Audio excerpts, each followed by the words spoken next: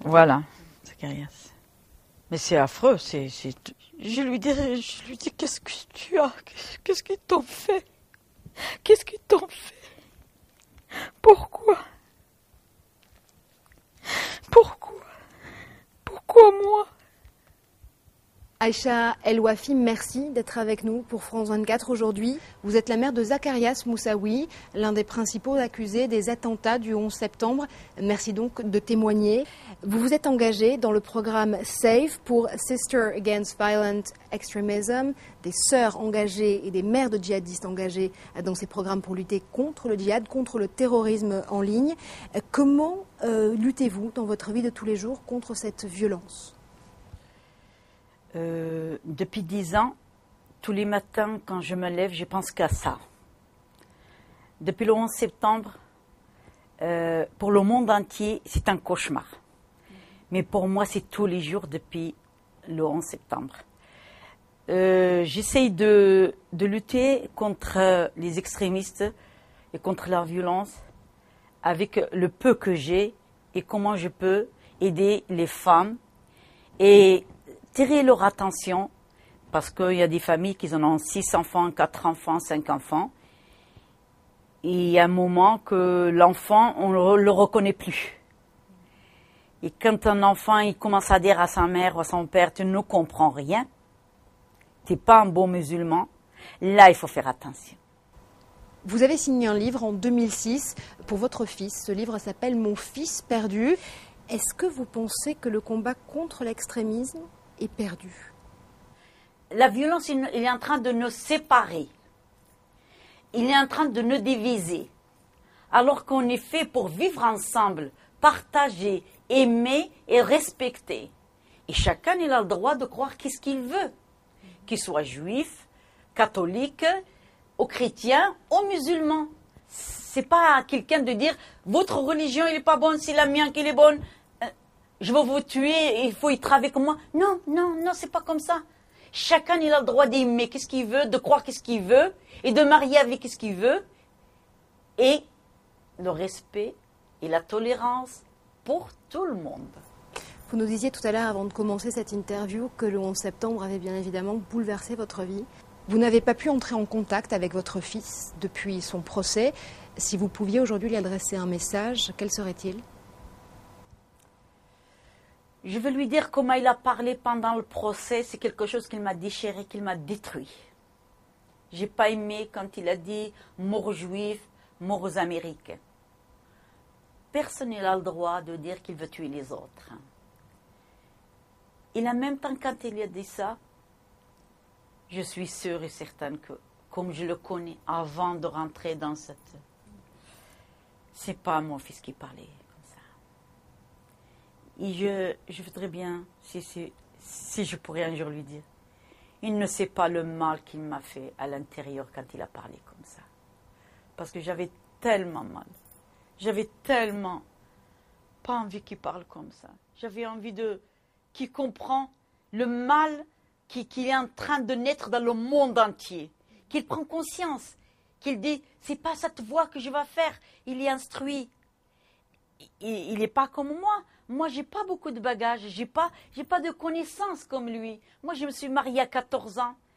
J'ai travaillé toute ma vie pour que mes 4 enfants vont à l'école, qu'ils ont des bagages, qu'ils sont instruits comme il faut, pour avoir une meilleure vie que moi et plus intéressante que moi que j'ai eue, parce que moi, je me suis mariée avec un homme que j'aime pas. Et je sais ce que ça veut dire de se marier avec un homme que j'aime pas.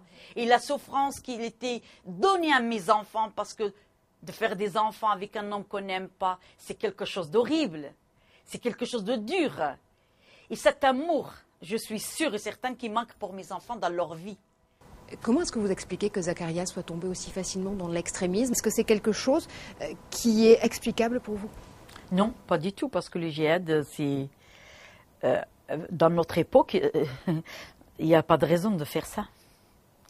C'est que les extrémistes, pour arriver au pouvoir, ils n'en ont aucun moyen. Ils ont trouvé la religion comme otage. La religion, elle est devenue une profession. Et quand on n'a pas les moyens d'arriver à cette profession, eh ben, on va aller trouver les gens qui étaient, comme mon fils, le racisme quotidien, sale négro, sale arabe, faut le camp chez toi, alors qu'il est né en France, mon fils. C'est quelque chose dont il vous parlait justement, ce Oui, mais racisme malheureusement, moi, c'est ça que je m'en veux un peu, parce que moi, je travaillais à France Télécom, je rentre chez moi, je vais aller faire mes courses dans les supermarchés. J'avais pas beaucoup de contact avec le peuple musulman. Je ne le fais pas exprès, mais j'ai pas le temps. Avec 4 enfants, qu'est-ce que vous voulez? Où j'ai le temps d'aller parler, ni discuter, ni rien. J'ai fini mon travail, j'ai fait 8 heures par jour, je rentre chez moi, j'ai pas le temps.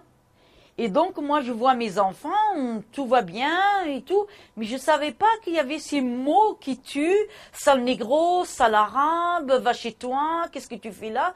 Elle fréquentait une fille qui, ma voisine, et qu'elle était tout le temps chez moi, et moi, je trouvais qu'elle était tout le temps chez moi, il n'y a pas de problème. Mais c'est que mon fils, il ne peut pas y aller chez elle parce que son père, il lui a dit, ne crois pas qu'un jour tu vas t'asseoir à ma table. Et je ne savais pas. Jusqu'à le jour où il y avait le 11 septembre, que ma fille m'a dit ça. Et vous pensez qu'il a confondu finalement à la fois ces insultes et cette haine en lui? Cette haine en lui, oui, bien sûr. Parce que moi, je me rappelle que elle passe, quand le samedi, le vendredi, se pouponner, s'arranger, j'ai encore les photos et tout. Il s'en va et puis des fois, il rentre à 11h30. Bon. C'est qu'après, quelques fois, elle me dit, ma fille, ils n'étaient pas acceptés dans la boîte de nuit. Mais moi, je sais pas je connais pas tout ça. Je vais pas en boîte de nuit, personne ne me dit ça l'arabe, je savais pas. Mais c'est après que j'avais pris tout ça. Est-ce que vous avez également un message à porter aux familles des victimes des attentats du 11 septembre? Vous nous le disiez tout à l'heure, vous pensez à elles tous les jours? Oui, je pense aux parents des victimes qui ont perdu la leur. D'ailleurs, j'ai fait connaissance de ces familles, qu'il a perdu sa sœur, qu'il a perdu le frère, le père, son fils. Et après, on s'est trouvés, on a parlé, on a pleuré, et après on a ri, et après on a changé des emails. Et après, ils sont venus chez moi, et après je suis partie chez eux.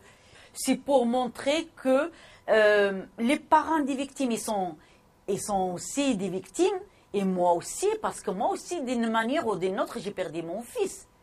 Parce que mon fils, il est condamné à vie enterré vivant, alors que il n'y avait aucune preuve comme quoi il n'a été ni le 20e homme, ni la participation pour le 11 septembre, parce qu'il était en prison 3 semaines avant. Mais comment il a parlé de justice? Ça a bouleversé tout, parce que ça veut dire que avec l'esprit, il était avec eux. Et il reste votre fils, malgré tout. Ah oui, je l'aime plus qu'avant, parce que je ne crois pas qu'il y a dans le monde quelqu'un qui pense à lui que moi. Moi, le matin, quand je me lève, c'est lui à qui je pense. Parce que moi, je vois le ciel, je vois le jour, je sors, je vis, et lui, c'est fini tout ça. Il est dans l'isolement total, il ne voit personne. Et ça, c'est ça que j'ai dit aux mères, au père, je lui dis ça. J'ai dit, vous savez pas, quand il me dit, on est avec vous, j'ai dit, non, vous pouvez pas savoir que vous êtes avec moi. Parce que moi, le matin, mon café, il reste là. Je pense à mon fils. Vous avez vos enfants qui vous entourent.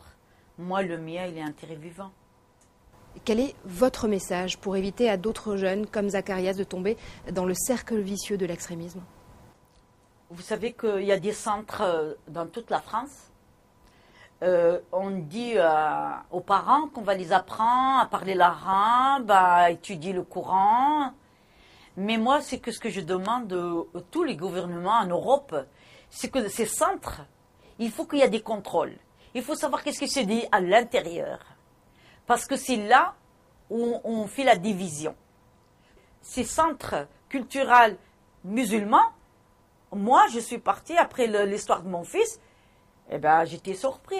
Moi, je suis vieille, mais j'étais surpris de ce qui se dit. Je ne suis plus à retourner. C'est ça. Alors, si je peux sauver une famille ou deux, Parce que dans mon entourage à Narbonne, moi, les mamans, ils viennent me voir en me disant, moi, j'ai mon fils, il a fait des études, il est parti au centre parce qu'il n'avait pas trouvé de travail. Et qu'est-ce qu'on lui a dit au centre? Il ne faut pas travailler avec les Français, il ne faut pas manger ça, il ne faut pas faire ça, il ne faut pas faire ça. Carrément, il a 25 à 24 ans, mais il n'a pas de travail, il n'a rien du tout. Il est complètement... Il ne sait plus où il habite. Il ne sait plus qu'est-ce qu'il est.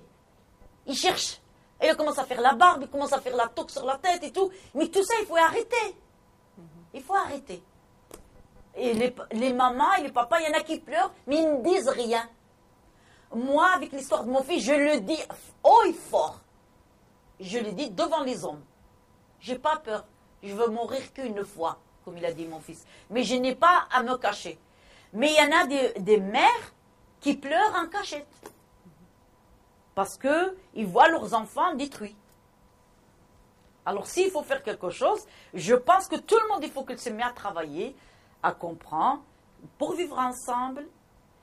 Mieux, c'est qu'il faut se comprendre. Et si on ne peut pas se comprendre, et se respecter, partager, aimer. Qu'est-ce qu'on est?